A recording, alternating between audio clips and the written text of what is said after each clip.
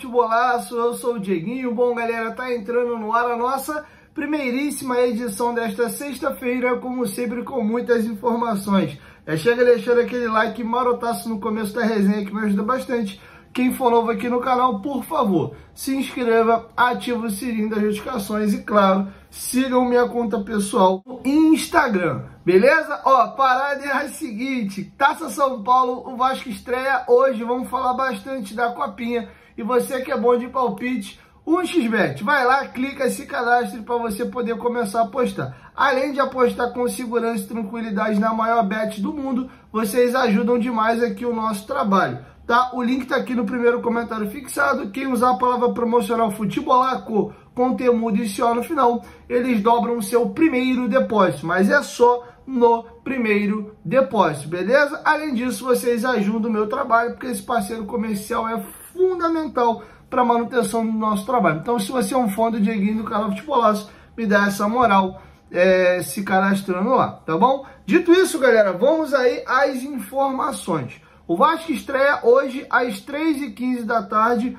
contra a equipe do Macapá. O jogo terá transmissão pelo Sport TV. E eu queria chamar a atenção de vocês para uma situação. A última grande campanha que o Vasco fez na Taça São Paulo foi em 2019. O Vasco foi vice-campeão da Copinha nos pênaltis para o São Paulo. São Paulo que tinha alguns jogadores badalados como o Antony, que foi vendido por um caminhão de dinheiro depois para um clube holandês, e de lá o Manchester United o comprou. Me fugiu o nome agora, se for o Fire, não lembro agora qual, ou foi o PSV, mas um jogador que performou muito bem, foi eleito craque daquela competição. E o Vasco teve vários destaques naquele campeonato, mas a pergunta que eu faço: por onde andam aqueles jogadores daquela copinha? E aqui eu volto para um questionamento mais importante do que a gente focar em ser campeão, chegar na final, ir para uma semifinal, é observar se tem jogador apto e pronto ao profissional. Nos últimos anos, o Vasco não fez boas competições na Taça São Paulo, mas tiveram jogadores que jogaram a copinha e estão ajudando a gente muito bem. O Peck, hoje, foi, na temporada passada, foi artilheiro do Vasco na temporada. O Figueiredo, que eu vou falar mais a pouco, tá de saída, tá indo emprestado ao Curitiba. Foi muito importante na temporada 2022. O Andrei Santos chegou, foi bem, foi vendido por uma transação importante para o Chelsea. Então nós temos essa questão. Marlon Gomes também é um jogador hoje muito importante para o Vasco na equipe profissional, mas a equipe deles não foram longe na Taça São Paulo. E aí eu vou fazer um levantamento daquele time de 2019. Lembrando que o Vasco só tem um título da Taça São Paulo, foi no ano de 1992. Inclusive a dupla de ataque era Jardel e Valdir Bigode. Ali sim te revelou uma galera legal. Pimentel, Leandro Ávila, teve outros jogadores que naquele momento sim ajudaram bastante.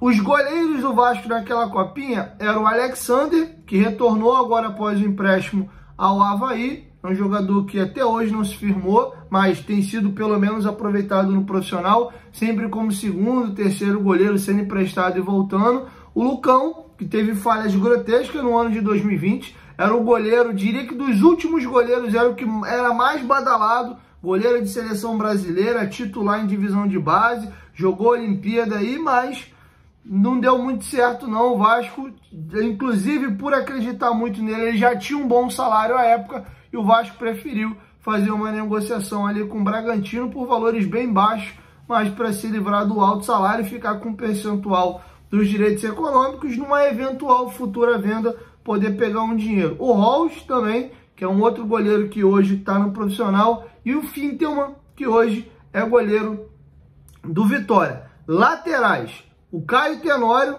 era o titular naquela competição, hoje joga na equipe do Nova Iguaçu, foi até aproveitado, chegou a jogar com o Luxemburgo em 2020, mas acabou perdendo espaço, o contrato acabou, e hoje ele defende o Nova Iguaçu.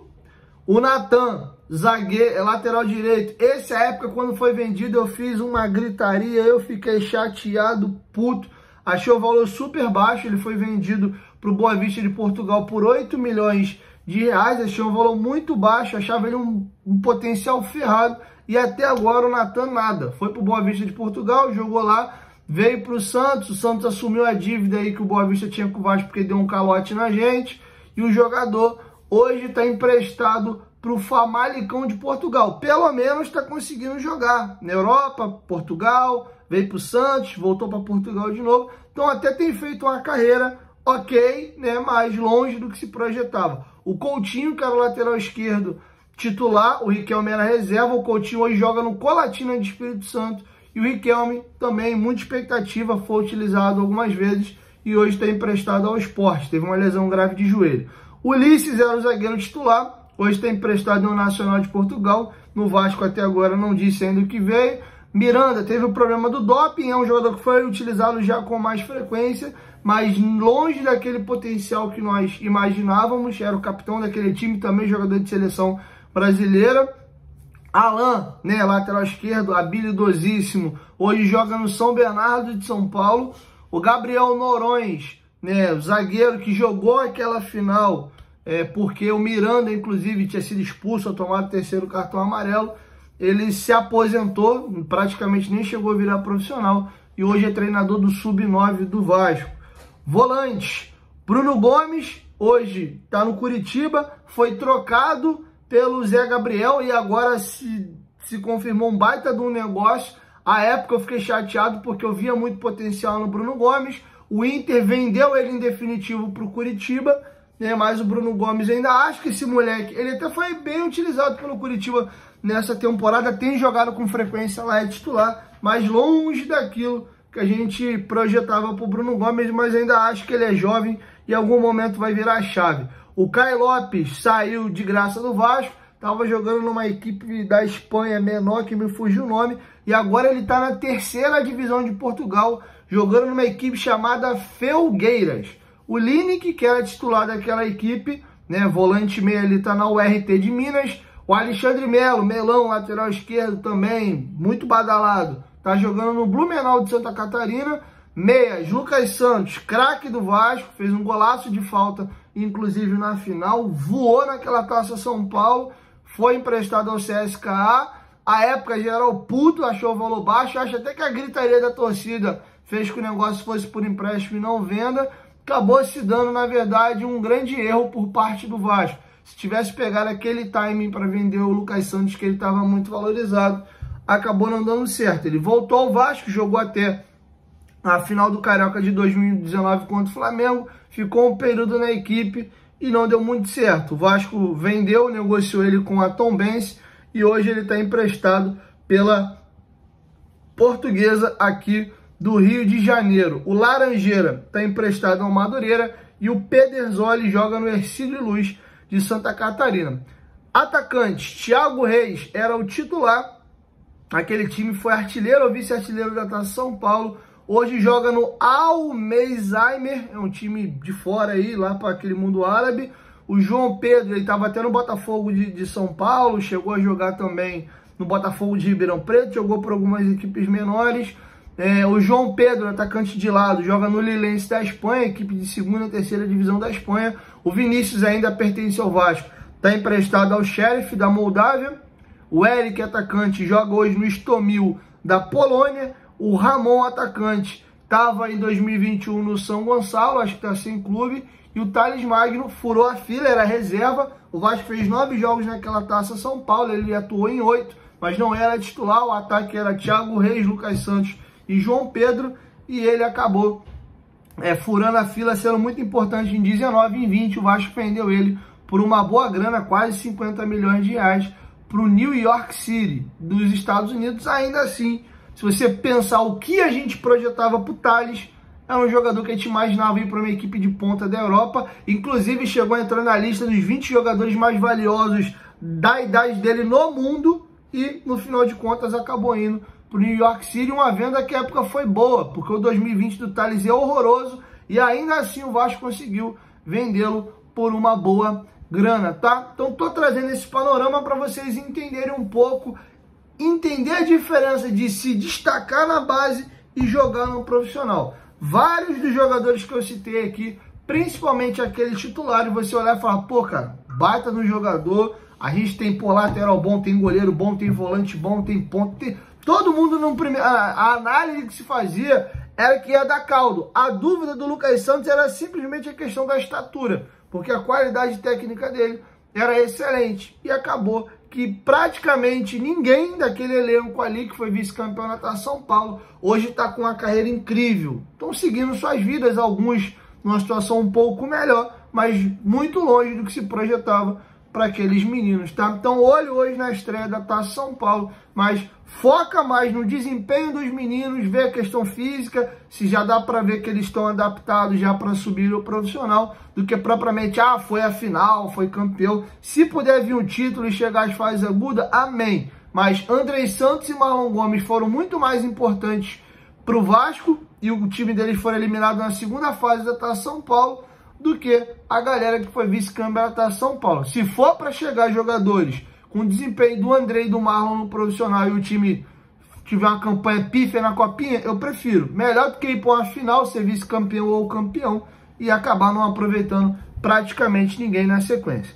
Beleza? Agora algumas informações do profissional. Formação dos companheiros do Globoesporte.com. Figueiredo está com negociações avançadas para ser emprestado ao Curitiba com opção de compra caso ele bata algumas metas lá na equipe do Coxa Branca, tá? Ele tem contrato com o Vasco até dezembro de 2026. O contrato dele foi renovado recentemente e ele, nas próximas horas ou nessa semana ainda, possivelmente, deve ser anunciado como jogador do Curitiba. Ele quer jogar e sabe que no Vasco ele perdeu espaço e iria atuar muito pouco. Tanto é que ele foi destaque do Vasco em 22, meteu 4 gols, deu 4 assistências na Série B, sendo importante, mas em todo o ano de 2023 ele jogou pouco. Foram 22 jogos e na enorme maioria desses 22 jogos sendo reserva.